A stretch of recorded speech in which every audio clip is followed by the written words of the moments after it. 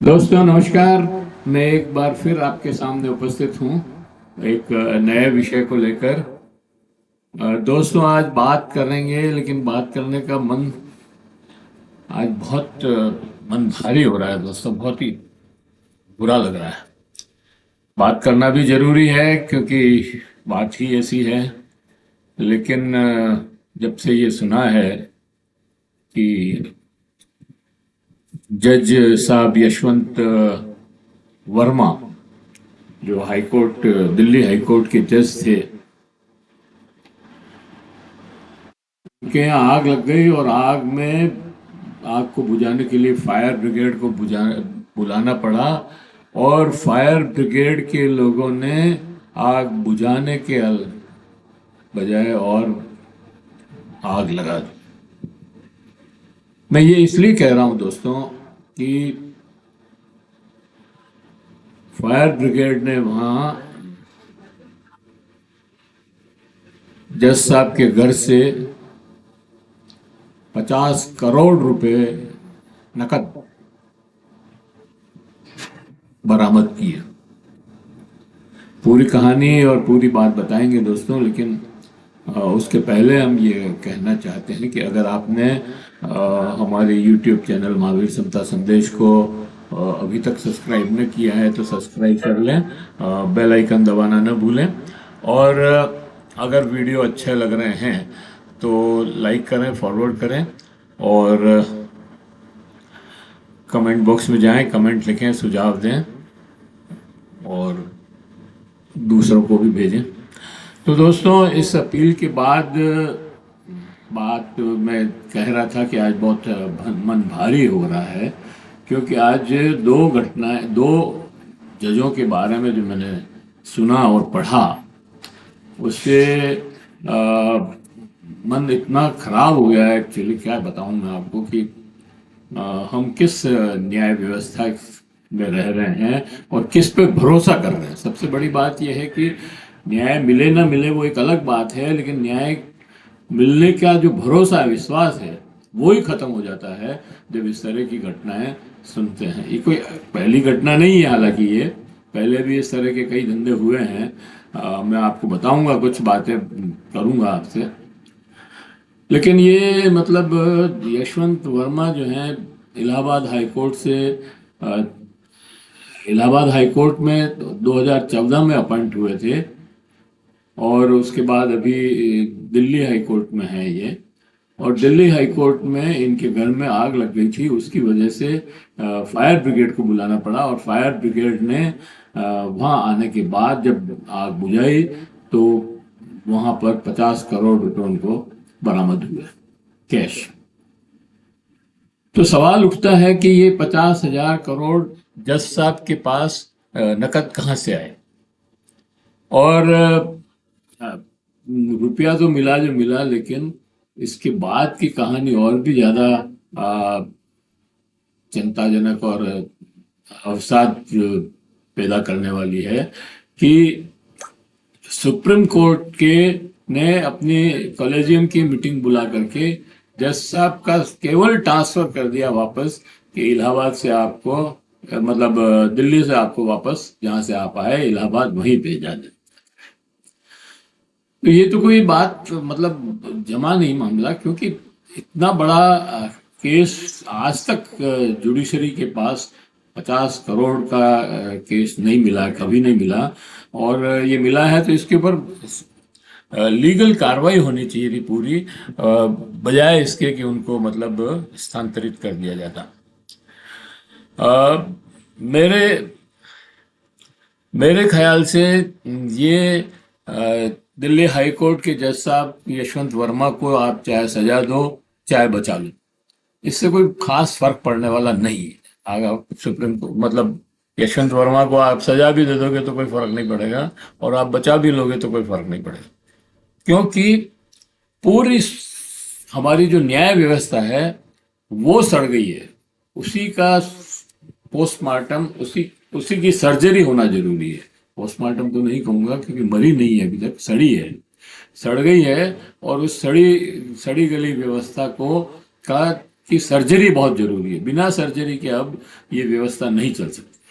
अच्छा, ये उस राज्य में हो रहा है जिसके प्रधानमंत्री मतलब नरेंद्र मोदी हैं, और नरेंद्र मोदी जब 2014 में आए थे तब ये घोषणा करके आए थे कि मैं न खाऊंगा न खाने दूंगा।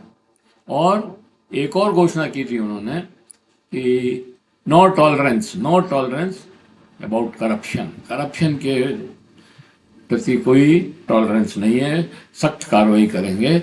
लेकिन अब जो मामला दिख रहा है, मतलब अब जो नए नए हर बार हर रोज आए दिन ये ऐसे मामले खुल रहे हैं कि लगता है कि ये करप्शन के लिए ही आए थे। अब आप देख लो कि एक सुप्रीम कोर्ट, मतलब ये जो उन्होंने ट्रांसफर वाला मामला खड़ा किया, इससे सुप्रीम कोर्ट खुद सवालों के घेरे में आ गया है। अब एक थे अरुण मिश्रा, जज साहब थे, सुप्रीम कोर्ट में रहे बहुत सालों तक। उन्होंने, अरुण मिश्रा ने कम से कम भी 8-10 केस जो है, 6-7 केस गौतम अडानी की कंपनी और उसके खिलाफ, मतलब उनके सुने थे, और एक भी केस उनके विपक्ष में नहीं गया। सबके सब केस जो है सरकार हारी और गौतम अडानी को करोड़ों रुपए का फायदा हुआ। ऐसा कैसे हो सकता है? मतलब एक सोचने वाली बात है कि हाई कोर्ट में जो हार गया हो उसको सुप्रीम कोर्ट का एक जज, और लगातार उसी के पास क्यों जा रहे हैं? गौतम अडानी के केस जो है सारे केस अरुण मिश्रा के पास ही क्यों जा रहे हैं सेटल करने के लिए? बड़ा सवाल है, और ये इसका जवाब नहीं है किसी के पास। सुप्रीम कोर्ट भी कोई जवाब नहीं दे पा रही है, रजिस्ट्रार भी कोई जवाब नहीं दे पा रहा है। तो अब ऐसे में मतलब आप केवल एक यशवंत वर्मा को सजा देकर के भी क्या कर, और सेवानिवृत्त होने के बाद भी अरुण मिश्रा मानव अधिकार आयोग के अध्यक्ष बनाए गए हैं शायद। और एक है जज साहिबा बेला त्रिवेदी। अब बेला त्रिवेदी जज साहिबा हैं सुप्रीम कोर्ट की, लेकिन ये फेमस है उनके लिए कि उनके पास जो भी सरकार के विरुद्ध केस जाता है, मतलब जमानत के लिए भी जो केस जाता है उसमें वो किसी को जमानत नहीं देती है, और जेल, सीधी जेल होती है, जमानत देती नहीं है। लोग, मतलब अब ये हो गया है कि अगर केस रजिस्टर हुआ और उनके सामने गया तो लोग एप्लीकेशन वापस कर लेते हैं। मतलब इतना साफ खुला मामला हो गया कि भाई ये जज है, ये जमानत देगी नहीं, ये सुनेगी नहीं हमारी बात, मतलब न्याय करना तो दूर की बात है, बात ही नहीं सुनना चाहती है, तो कैसे न्याय होगा? ये सुप्रीम कोर्ट के जज है बेला। अब ऐसे में क्या यही नेचुरल जस्टिस है? क्या इसी को हम न्याय कहते हैं? अब एक मामला जैसे राहुल गांधी का था, गुजरात सेशन कोर्ट में उनको जैसे ही उन्होंने अडानी का संसद में मामला उठाया, उनके ऊपर केस हो गया। केस तो पहले से ही था लेकिन वापस खुल गया, वो बंद था केस, वापस खुल गया। दूसरे तीसरे दिन उनको सजा हो गई, और 2 साल की सजा हो गई। मतलब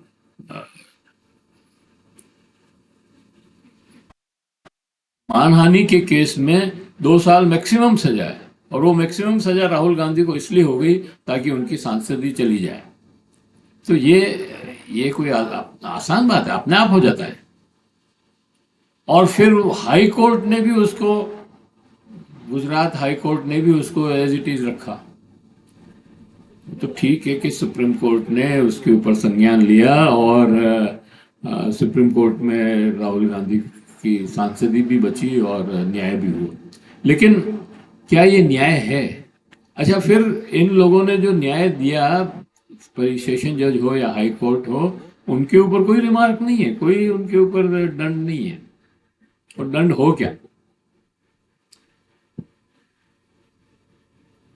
मुझे नहीं पता कि कोई दंड होता है कि नहीं होता है। और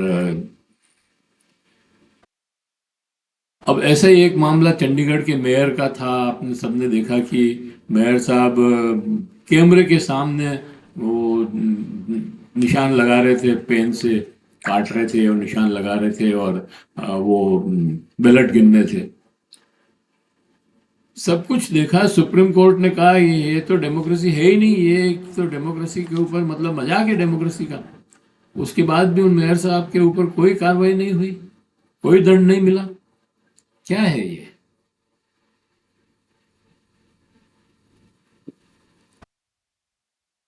इसी तरह से महाराष्ट्र की सरकार, सुप्रीम कोर्ट के चीफ जस्टिस DY चंद्रचूड़ ने कहा कि ये अवैध सरकार है। जो एक्ट राज्यपाल का था वो गलत है और ये है बिल्कुल अवैध सरकार। लेकिन वो अवैध सरकार 3 साल तक चलती रही, सुप्रीम कोर्ट ने कोई एक्शन नहीं लिया उस सरकार को हटाने का। एक दिन भी क्यों चले अवैध सरकार, लेकिन उन्होंने 3 दिन तक चलती रही, कोई भी एक्शन नहीं लिया। अब ये कैसा न्याय है? ऐसा ही राम मंदिर में भी हुआ। राम मंदिर के केस में भी जो बाद में जस DY चंद्रचूड़ साहब ने खुद माना कि मेरे को तो भगवान ने कहा है, मतलब उन्होंने मेरे को क्लिक किया कि ये जजमेंट दे दो। तो जजमेंट भावनाओं से होते हैं क्या, या न्याय संविधान से और न्याय कानून से होते हैं, या भावनाओं से होते हैं? जब तीन चीजें गलत है, अवैध है। आप कह रहे हो कि वो मूर्तियां रखी वो भी अवैध थी, वहाँ कोई मंदिर नहीं था पहले, कोई कोई वहाँ पर कोई बिल्डिंग नहीं थी जब मस्जिद बनी, और ढाई वो भी अवैध था, मतलब मस्जिद को गिराई गई वो भी एक अवैध एक्ट था।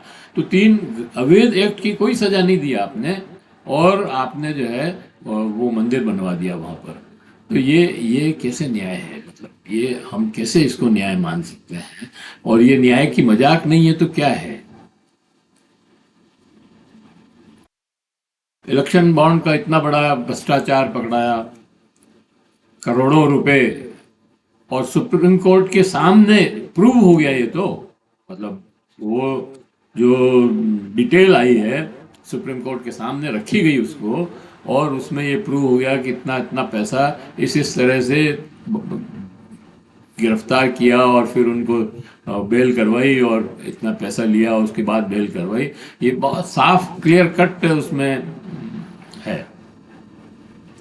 और बैंक के अधिकारी जो है सुप्रीम कोर्ट के सामने एफिडेविट दे करके झूठ बोलते रहे, लेकिन उन झूठ बोलने वालों पर कोई कार्रवाई नहीं हुई। मतलब क्या ये न्याय है? इसको आप कैसे न्याय कह सकते हैं, बताइए।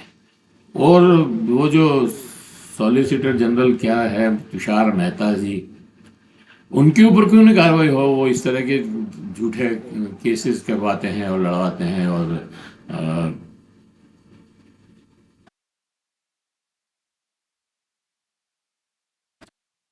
तो ये मेरे को नहीं लगता कि इन सब से कुछ होने वाला है। सही बात यह है कि पूरी न्याय व्यवस्था की सर्जरी जरूरी है, और वो कौन करेगा, कैसे होगी, कुछ कह नहीं सकते। अब आज की डेट में तो ये है कि गरीब जनता को तो न्याय नहीं मिलता है, उसे हम न्याय देने में हमारी व्यवस्था पूरी तरह फेल है। हम जुडिशरी, मतलब महंगे वकील, महंगा सब कुछ, महंगी फीस, कैसे आम आदमी कैसे अफोर्ड करें? तो हम मतलब जुडिशरी के नाम पे, न्याय व्यवस्था के नाम पे जुडिशरी केवल न्याय न्याय खेल रही है, न्याय नहीं कर रही है। न्याय तो खरीदना खरीदना पड़ता है न्याय आज की डेट में। हमारे यहाँ न्याय बिकता है। जो खरीद सकता है उसको न्याय मिल जाता है, जो नहीं खरीद सकता है वो न्याय के नाम पर आंसू ही बहा सकता है, वो नहीं कह सकता कि हमें जो है। और इतना भय, लोया के जस्टिस लोया की डेथ के अंदर बाद उनकी उनके बेटे और बहू मतलब पत्नी ने कोई बयान देने से ही मना कर दिया, क्योंकि उनको भय था कि कहीं मार देंगे।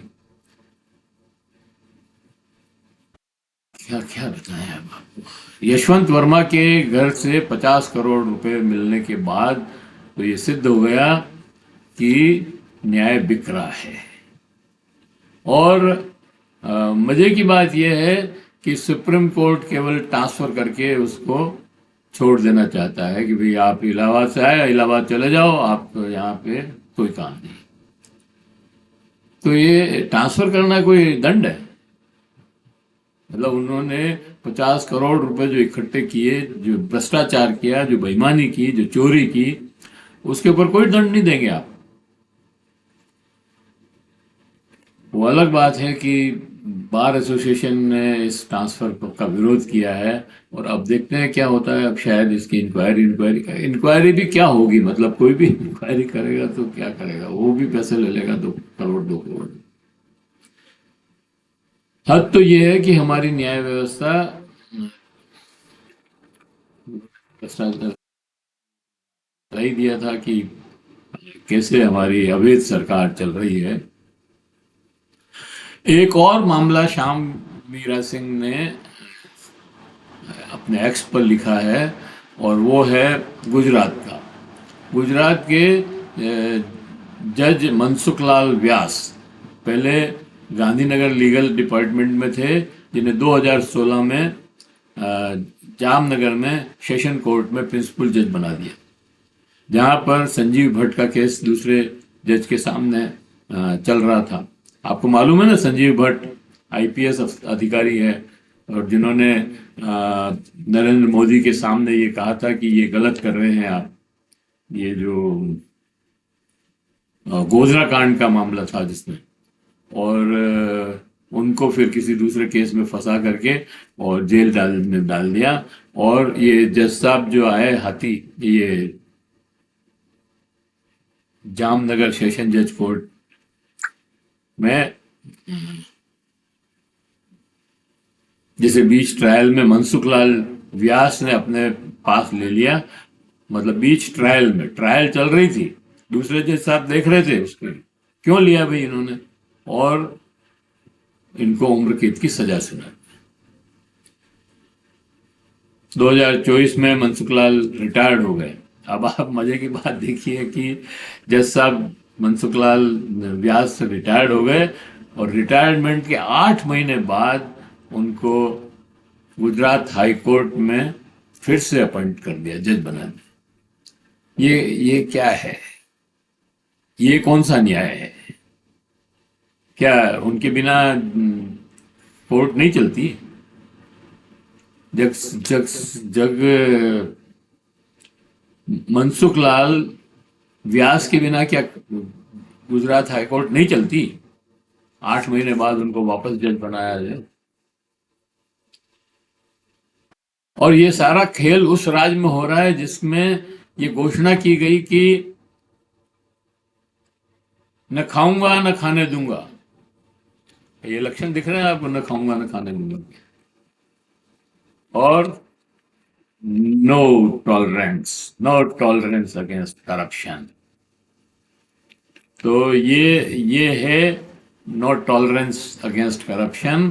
और ऐसे मैं कुछ ही बात बताई है मैंने, सारे मामले देखो तो आप कितने ही वीडियो बनाने पड़े। तो कुल मिलाकर के मेरा मानना ये है कि पूरे सुप्रीम कोर्ट की से लगा करके सेशन जज और नीचे तक न्यायाधिकारी जितने भी हैं, उन सब की एक सर्जरी होनी चाहिए, और साफ सुथरे लोगों को इस व्यवस्था में रखना चाहिए, नहीं तो ये व्यवस्था तो बर्बाद हो ही गई है, हम सबको बर्बाद करेगी। आज किसी को ये विश्वास नहीं है कि हमारे साथ हमको न्याय मिलेगा, नहीं मिलेगा न्याय। तो ये वीडियो यहीं ख़त्म समाप्त करते हैं। मुझे लगता है कि आपको ये वीडियो पसंद आया होगा।